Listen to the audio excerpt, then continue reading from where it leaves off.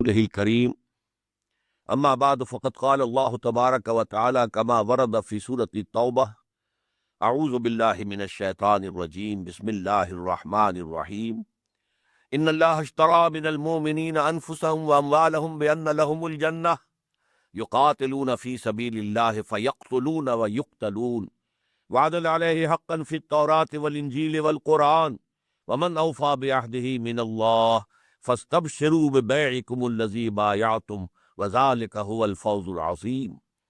وقال تبارك وتعالى كما ورد في سورة الفتح إن الذين يبايعونك إنما يبايعون الله يد الله فوق أيديهم فمن نكث فإنما ينكث على نفسه ومن أوفى بما عاهد عليه الله فسيؤتيه أجرا عظيما. صدق الله العظيم. وعن الحارث العشري رضي الله تعالى عنه قال قال رسول الله صلى الله عليه وسلم إني آمركم بخمس بالجماعة والسمع والطاعة والهجرة والجهاد في سبيل الله. رواه الإمام الترمذي وإمام أحمد رحمهم الله.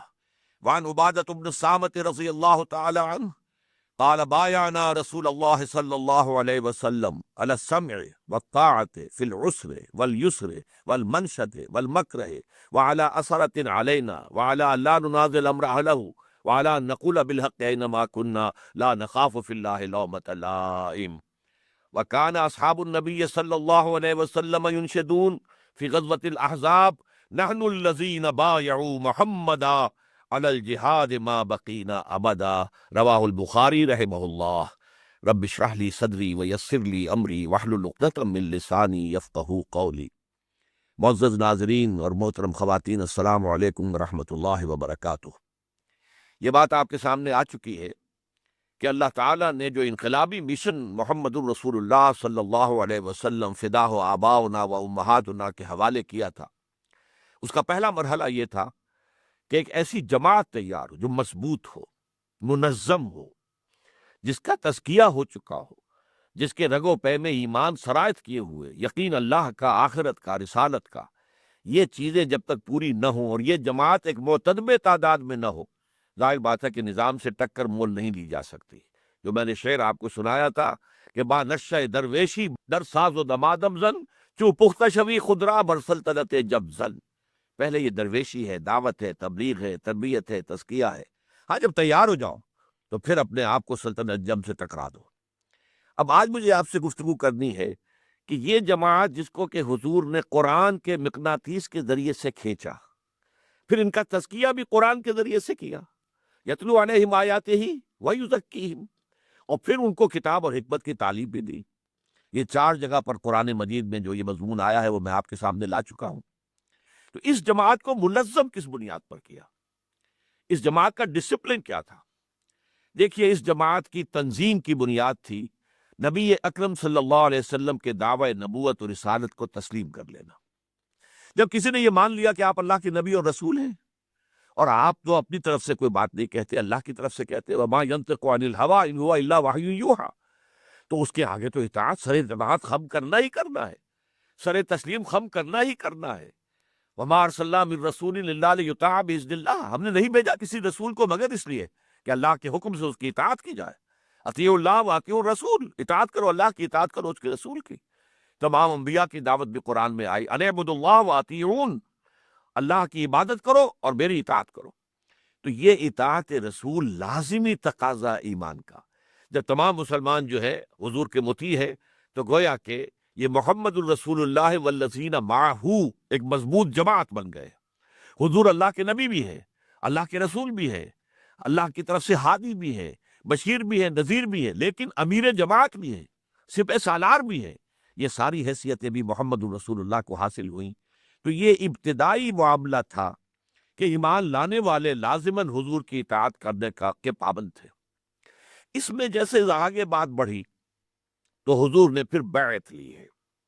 اب میں نے آج جو آپ کو آیات سنائی ہیں ان میں سے ایک آیت نمبر 111 ہے، یا غالباً 112 ہے، مجھ سے غلطی ہو سکتی ہے. یہ سورہ توبہ کی، ان اللہ اشتری من المؤمنین انفسهم واموالهم بان لهم الجنہ، یقیناً اللہ تعالیٰ نے اہل ایمان سے ان کے جانیں اور مال خرید لیے ہیں جنت کے عوض.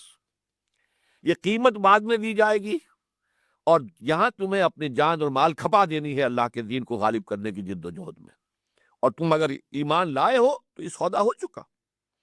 تو یہ جنت کے عوض تمہاری جانیں اور تمہارے مال اب اللہ کے ہاں فروخت ہو گئی۔ جب فروخت ہو گئی تو گویا کہ امانت ہے، امانت آپ کے پاس ہے، تو اللہ جب مانگے حاضر کر دو، جب مال کا تقاضا ہو پیش کر دو، جب جان دینے کا وقت آئے جان دے دو۔ اسی لیے اسی بنا پر یقاتلون فی سبیل اللہ فیقتلون ویقتلون، اسی معاہدے، اسی بیع و شرع پر، اس کی بنیاد پر وہ اللہ کی راہ میں قتال کر رہے ہیں، اور قتل کرتے بھی ہیں، قتل ہوتے بھی ہیں۔ غزوہ بدر میں 70 قرشی سردار بڑے بڑے مارے گئے، واصل جہنم ہوئے، لیکن 14 صحابہ کرام بھی شہید ہو گئے۔ غزوہ احد میں بعض صحابہ کی غلطی کی وجہ سے جو فتح آ چکی تھی، مل چکی تھی، وہ عارضی شکست میں بدل گئی، اور 70 صحابہ شہید ہو گئے۔ یہ تو ہوگا، یقتلون و یقتلون۔ اب اس کے بعد ری ایشورنس دیکھیے کتنے زور کے ساتھ کر رہے ہیں، وعدن علیہ حق فی التوراۃ والانجیل والقرآن۔ چونکہ یہ جو بیع ہے، یہ بیع ایسی ہے کہ ادھار کا سودا ہے، جان یہاں دو، مال یہاں دو، جنت تو آخرت میں ملے گی۔ ادھار کے سودے پر کچھ نہ کچھ انسان کے دل میں دغدغہ رہتا ہے، یہ سارا کچھ میں تو دے دوں، پتہ نہیں وہ ملے گی قیمت کے نہیں ملے گی۔ اس اعتبار سے جو انسان کے اندر کچھ پس و پیش آتی ہے، جو دغدغہ آ جاتا ہے، جو وسوسہ آ جاتا ہے، اس کے لیے فرمایا وعدن علیہ حقا فی التوراۃ والانجیل والقرآن۔ یہ تو اللہ نے 3 مرتبہ وعدہ کیا ہے، یہ وعدہ اللہ نے تورات میں کیا، انجیل میں کیا، قرآن میں کیا، 3 مرتبہ اللہ کا وعدہ ہے۔ ومن اوفی بعہدہ من اللہ، اللہ سے بڑھ کر اپنے عہد کا وفا کرنے والا کون ہوگا؟ فاستبشروا ببیعکم الذی بایعتم بہ۔ اب یہاں بیع کا لفظ سمجھ لیجیے، بیچنا۔ تم نے جو خرید و فروخت کا معاملہ اللہ کے ساتھ کیا ہے، اللہ نے خریدا، تم نے بیچ دیا، جان اور مال۔ یہ جو بیع ہوئی ہے، یہ گویا کہ تمہارے لیے سب سے بڑی کامیابی کی بنیاد ہے۔ خوشیاں مناؤ کہ اللہ نے تمہاری جان اور مال خرید لیے۔ فاستبشروا ببیعکم الذی بایعتم بہ۔ بیع سے مبایعت باب مفعلہ، اس لیے کہ بیع 2 افراد کے درمیان ہوتی ہے، ایک بائع ہے، ایک مشتری ہے، ایک بیچنے والا ہے، خریدنے والا ہے۔ ایک شرع سے بنے گا، اور ایک جو ہے اشترا سے بنے گا۔ شرع وہ ہے جو بیچتا ہے، اور اشترا وہ ہے جو خریدتا ہے۔ تو بہرحال یہ الفاظ ہے، تو 2 افراد کے درمیان تو مبایعت ہوئی ہے۔ اس مبایعت کو سمجھو کہ یہ بہت بڑی کامیابی ہے۔ یہ مبایعت اور یہ بیع پھر بیعت کی شکل اختیار کرتی ہے۔ چنانچہ سورہ فتح میں میں نے آپ کو آیت سنائی، ان الذین یبایعونک انما یبایعون اللہ۔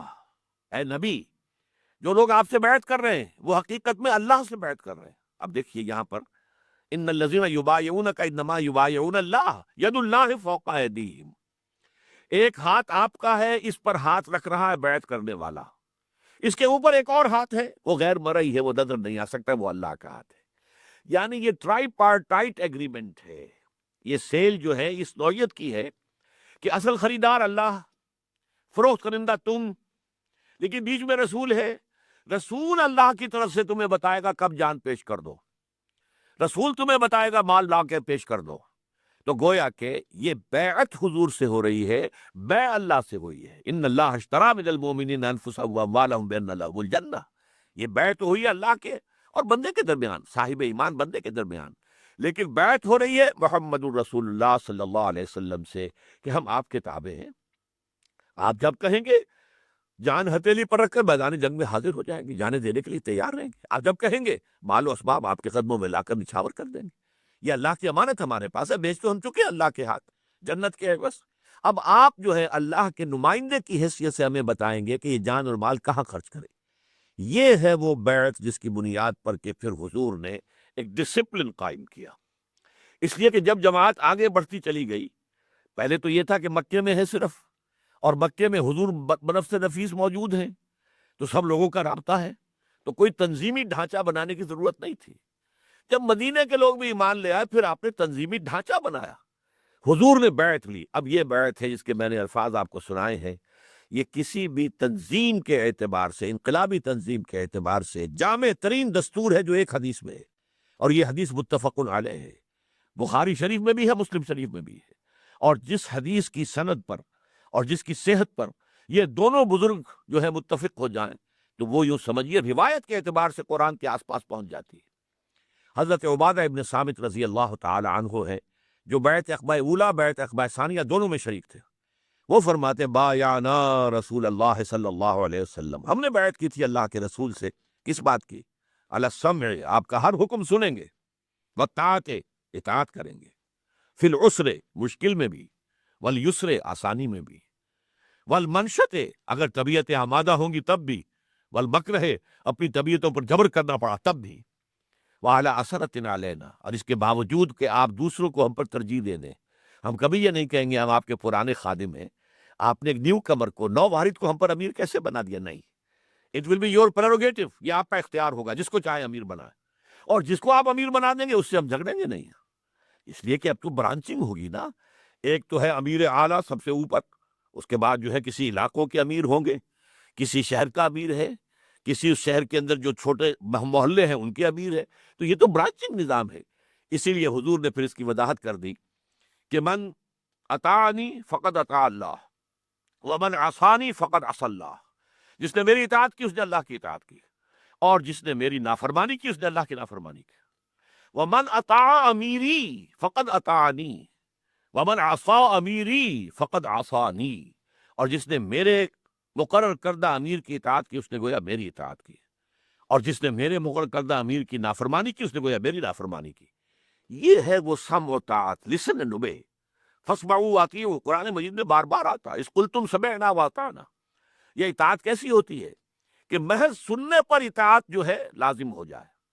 ایک اطاعت یہ ہوتی ہے کہ میں نے سنا، اچھا جی مجھے بتائیں آپ یہ کیوں آپ حکم دے رہے ہیں، اس کی مصلحت کیا ہے، کیا اس میں فائدہ ہوگا، میرے شکوک و شبہات ہیں ان کو دور کریں، نہیں، لسن اینڈ اوبے۔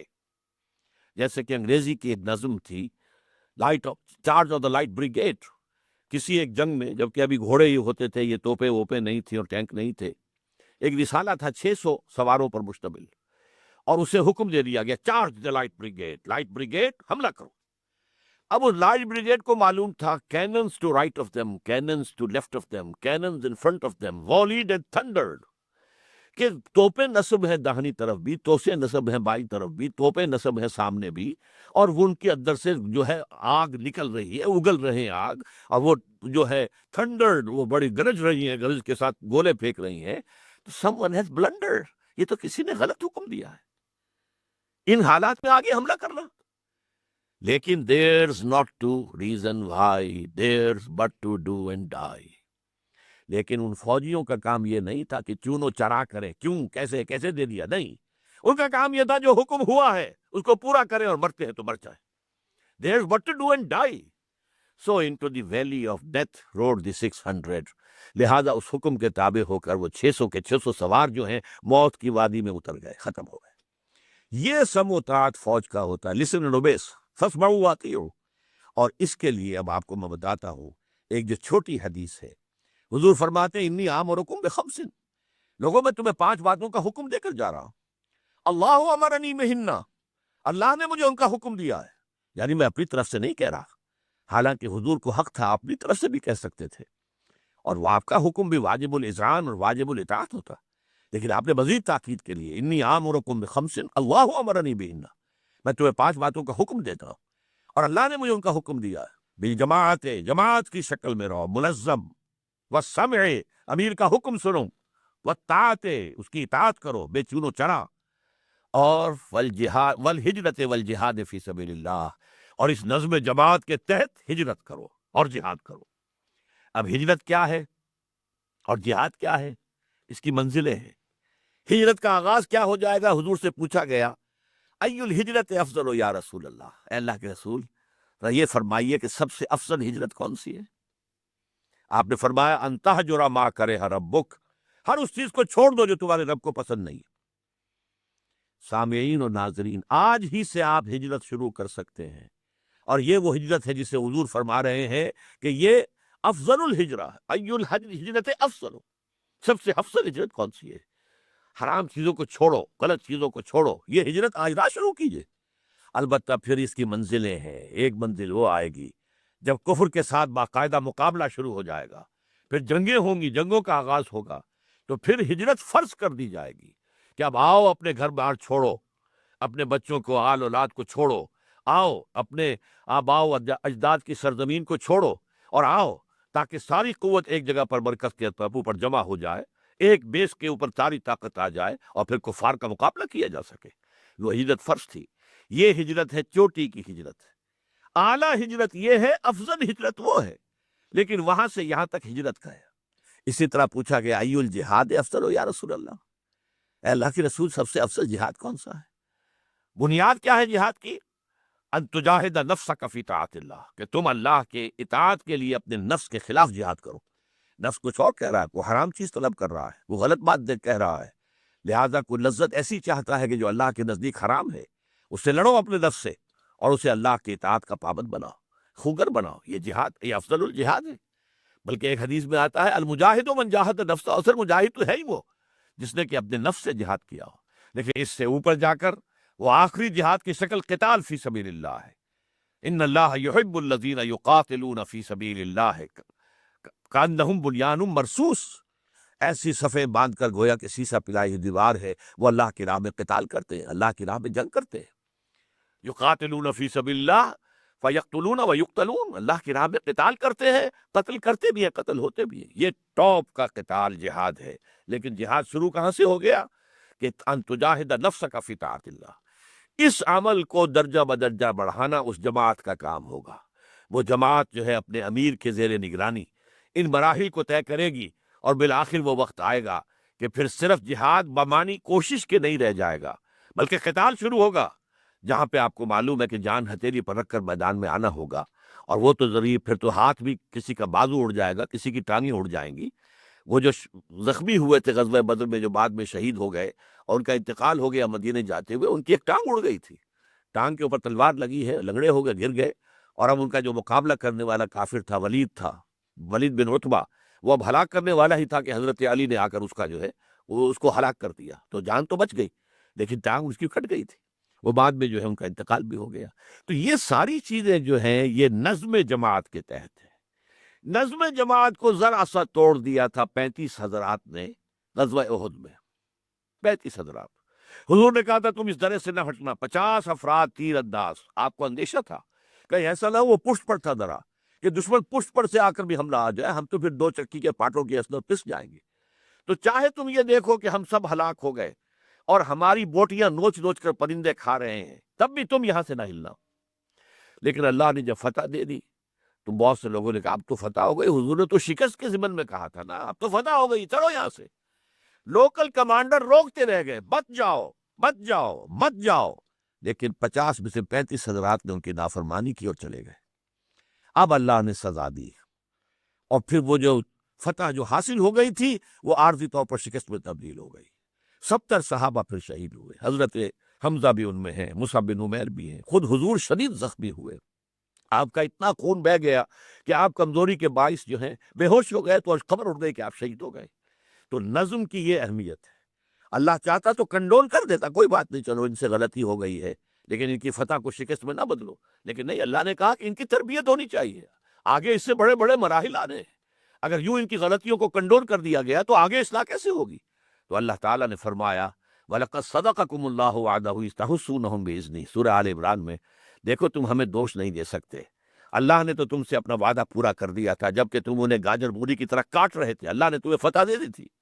حَتَّى إِذَا فَشِلْتُمْ وَتَنَازَعْتُمْ فِي الْأَمْرِ وَعَصَيْتُمْ مِن بَعْدِ مَا اراکم ما تحبون. یہاں تک کہ جب تم ڈھیلے پڑ گئے، نظم ڈھیلا کر دیا، معاملے کے اندر جھگڑا کیا، اپنے امیر کی بات نہیں مانی، اور جو چیز تمہیں فتح جو محبوب ہے وہ نظر آ گئی تو تم نے ڈسپلن جو ہے توڑ دیا. اس کے بعد پھر اللہ نے تمہیں سزا دی ہے. تو یہ ڈسپلن در حقیقت بیعت کی بنیاد پر قائم ہوا. اب آخری میں اس کا آپ کے سامنے نقشہ پیش کرنا چاہتا ہوں. جب غزوہ احزاب ہو رہا تھا اور یہ بڑا کڑا وقت تھا، 12,000 لشکر مدینے کے گرد. مدینے کی کل آبادی ہوگی 2,500-3,000. یہ 12,000 کا لشکر جب آیا ہے اور اس نے گھیر لیا، باہر سے رسد بند، فاقے پر فاقے. اور اس وقت جو ہے ہنالک ابتلی المؤمنون وزلزلوا زلزالا شدیدا، سورہ احزاب میں فرمایا اس وقت اہل ایمان کا پورا امتحان ہو گیا اور وہ جھنجھوڑ ڈالے گئے. چنانچہ جو منافق تھے ان کا نفاق ان کی زبانوں پر آ گیا. ما وعدنا اللہ رسولہ الا غرورا. ہم سے اللہ اور اس کے رسول نے جھوٹے وعدے کیے، ہمیں دھوکے دکھائے، سبز باغ دکھائے. ہم سے کہا تھا کہ کیسر و کسرا کی سلطنت ان کے خزانے تمہارے قدموں میں ہوں گے، اور آج ہمارا حال یہ ہے کہ ہم باہر جا کر رفع حاجت نہیں کر سکتے، ہمارے پاس کھانے پینے کو کچھ نہیں ہے۔ لیکن اہل ایمان نے کیا کہا؟ ھذا ما وعدنا اللہ ورسولہ، یہی تو ہے جس کا اللہ نے اور رسول نے وعدہ کیا تھا۔ اللہ نے تو شروع میں فرما دیا تھا وَلَنَبْلُوَنَّكُمْ بِشَيْءٍ مِّنَ الْخَوْفِ وَالْجُوعِ وَنَقْصٍ مِّنَ الْأَمْوَالِ وَالْأَنفُسِ وَالثَّمَرَاتِ، ہم لازمت تمہیں آزمائیں گے بھوک سے اور نقص سے، جان و مال کے نقص سے، اور تمام اپنی محنتوں کے ثمرات کے ضائع ہونے سے اپنے نگاہوں کے سامنے دیکھو گے، اور اس میں آزمائیں گے۔ اور بشارت تو انہی صابرین کے لیے ہے کہ جب بھی کوئی مصیبت آئے وہ کہیں انا للہ و انا الیہ راجعون، ہم لائی کے ہیں، جو اللہ ہمارے ساتھ کرتا ہے ہمیں تو کہ جو بھی ہر ساقی ماریخ یعنی الطافس، جو اللہ کی طرف سے آتا ہے اس کی مہربانی۔ تو یہ جو موقع تھا، اس موقع پر جبکہ یوں سمجھیے کہ کفار بھی سمجھ رہے تھے کہ اب ہم ختم کر دیں گے اس کو، اور ایسے محسوس ہوتا تھا جیسے کہ صحرا میں ایک چراغ چل رہا ہے اور آندھیاں چل رہی ہیں اس چراغ کو بجھانے کے لیے، یہ کیفیت۔ اور منافقین جو ہے ان کے دل بھی ڈول گئے، ان کی زبانوں پر کفریہ کلمات بھی آ گئے۔ اس وقت سلمان فارسی رضی اللہ تعالیٰ عنہ نے یہ تجویز پیش کی کہ حضور ایسے حالات میں ہم ایران میں خندقیں کھود لیا کرتے ہیں تاکہ دشمن حملہ آور نہ ہو سکے۔ حضور نے فرمایا بہت اچھا، تو آپ نے کہا اب خندق کھودو، نشان آپ نے ڈال دیا، اور لوگوں کے تو بیان میں 10-10 گز جو ہے کہ ٹکڑے تقسیم کر دیے، تم ٹولی یہ اس کو کھودو، تم اس کو کھودو۔ اب کئی وقت کے فاقے تھے، پھاوڑا چلانا ہے، کمر دوہری ہو رہی ہے بھوک کے مارے، پیٹ جو ہے کمر سے لگ گئے، انہوں نے اپنے چادروں سے اپنے پیٹوں پر پتھر کس کے باندھے ہیں کہ کمر دوہری نہ ہو جائے۔ اس حالت میں اب وہ پھاوڑے بھی چلا رہے ہیں، شدید سردی کا موسم ہے۔ اس وقت وہ پھاوڑے چلاتے ہوئے ایک شعر پڑھ رہے تھے، نحن الذین بایعوا محمدا، ہم وہ لوگ ہیں جنہوں نے محمد سے بیعت کی ہے صلی اللہ علیہ وسلم، علی الجہاد ما بقینا ابدا، جہاد ہم کرتے رہیں گے جب تک جان میں جان ہے۔ ہاں جب جسم سے جان نکل جائے اور ہم نے اپنا جو ہے مقصد پا لیا، اللہ کی راہ میں جان قربان کر دی تو ٹھیک ہے، لیکن جب تک جان میں جان ہے، فاقہ ہو تو ہو، کمر دوہری ہو رہی ہے تو ہو، پتھر باندھے ہیں تو ہے، لیکن جہاد ہوتا رہے گا۔ اور یہ بخاری شریف کی روایت ہے کہ یہ شعر پڑھ رہے تھے صحابہ کرام۔ اور ایک اور شعر بھی آتا ہے کہ جس میں صحابہ کہتے تھے اللہم لا عیش الا عیش الآخرہ، اے اللہ زندگی تو آخرت کی زندگی، دنیا کی زندگی تو کچھ نہیں ہے، یہ تو کچھ بھی نہیں، ویسے بھی کسی بھی وقت اچانک بھی ختم ہو سکتی ہے، تو اب ختم ہو جائے، اللہ کی رضا کے لیے ہم اپنی جانیں دے دیں۔ اللہم لا عیش الا عیش الآخرہ، وہ تو صحابہ کہتے تھے، اور حضور کیا کہتے تھے؟ فاغفر الانصار والمہاجر، اے اللہ ان انصار اور مہاجرین کی جماعت کی مغفرت فرما دے۔ یہ ہے وہ نظم، یہ ہے وہ ڈسپلن، یہ ہے در حقیقت وہ جو آپ نے منظم جماعت کی شکل دی ہے۔ اور سمجھ لیجئے کہ کبھی بھی انقلاب ایک نہایت منظم جماعت کے بغیر نہیں آ سکتا، جس میں ایک امیر کی اطاعت ہو، مشورہ دیا جائے، مشورہ صحابہ دیتے تھے، کبھی کبھی حضور اپنی رائے پیچھے ڈال کر اور صحابہ کی رائے پر فیصلہ دے دیتے تھے، دل جوئی کے لیے کہ میرے صحابہ یہ سمجھے کہ ہماری رائے کی بھی کچھ قدر ہے۔ آپ کو معلوم ہے غزوہ احد میں یہی ہوا ہے، حضور کی اپنی رائے یہ تھی کہ مدینے میں محصور ہو کر تحفظ کیا جائے، حفاظت کی جائے، دفاع کیا جائے، لیکن کچھ نوجوان تھے جو بدر میں شامل نہیں ہو سکے تھے، بدر میں ڈکلیئرڈ وار پہلے تھی ہی نہیں، مدینے سے تو باہر جانے کے بعد کہیں کو معلوم ہوا کہ فوج آ رہی ہے، لہذا بہت سے لوگ بدر میں نہیں گئے، تو انہیں یہ تھا کہ ہم بدر کی سعادت سے جو محروم رہے تو ہم تو میدان میں جا کر مقابلہ کریں گے، ہمیں فتح و شکست سے کیا تعلق، ہمیں تو اللہ کے راہ میں جان نثار کرنا ہے، شہادت چاہیے، شہادت مطلوب و مقصود و مومن، نہ مال غنیمت نہ کشور کشائی۔ تو حضور نے جب ان کا جوش و خروش دیکھا تو آپ نے فیصلہ کر دیا ٹھیک ہے کھلے میدان میں جا کے مقابلہ کریں گے۔ پھر آپ اپنے حجرے میں گئے، زرہ پہن کر آئے باہر، لوگوں نے سمجھا کہ یہ معاملہ کچھ خطرناک ہے، پھر انہوں نے کہا بھی کہ حضور آپ اپنی رائے پر جو چاہیں عمل کر لیں، ہم اپنی رائے واپس فرمان نہیں، نبی کو یہ زیب نہیں دیتا کہ ہتھیار لگانے کے بعد اتار لیں۔ بہرحال مقابلہ ہوا، حضور نے اپنی رائے پر اپنے ساتھیوں کی رائے کو ترجیح دے دی۔ تو یہ معاملہ جو ہے کہ دل جوئی کے لیے، لیکن آخری فیصلہ رسول کا ہوتا ہے، امیر کا ہوتا ہے، جو فیصلہ وہ کرے گا۔ اب بھی کوئی امیر ہوگا اگر اس کی قیادت میں یہی جہاد ہو اور یہی قتال ہو تو اس امیر کا حکم واجب الاطاعت واجب الاذعان ہوگا۔ مشورہ دینا یہ دوسری بات ہے، مشورہ دے کر آپ فارغ، آپ نے اپنا فرض ادا کر دیا، اس کے بعد فیصلہ وہ امیر کے ہاتھ میں ہے۔ اللہ تعالی ہمیں توفیق دے کہ نبی اکرم صلی اللہ علیہ وسلم کے مشن کو آگے جاری رکھنے کے لیے اور اس کی تکمیل کے لیے اسی طور سے تن من دھن ہم بھی وقف کر دیں، جیسے کہ صحابہ کرام رضوان اللہ تعالی علیہ مجمعین نے کیے تھے۔ اقول قولی ھذا واستغفر اللہ لی ولکم ولسائر المسلمین والمسلمات۔